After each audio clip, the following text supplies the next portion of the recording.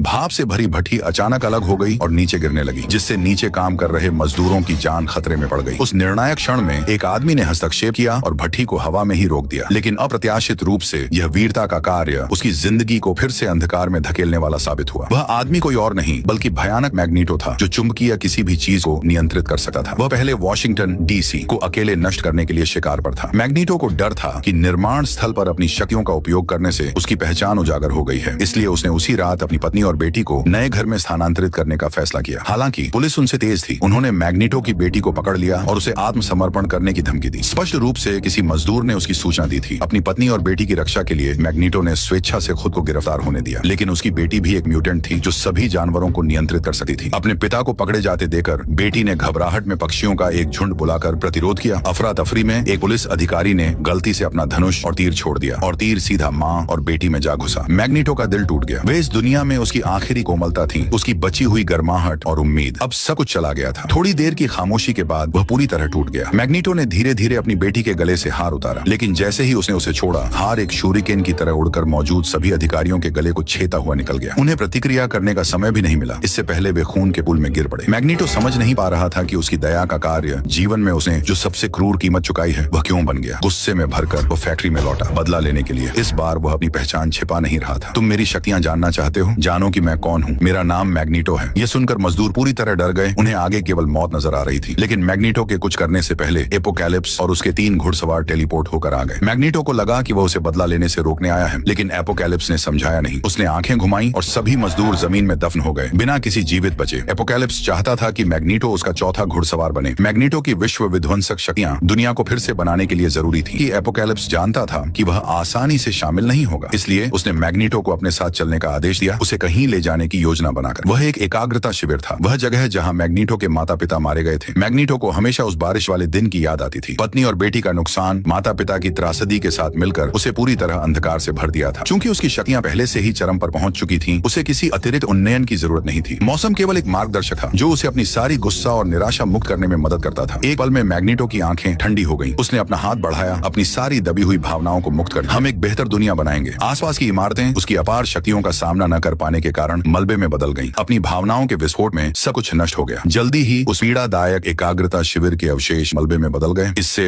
Apocalypse ने सफलतापूर्वक अपने 4 घुड़सवार इकट्ठे कर लिए।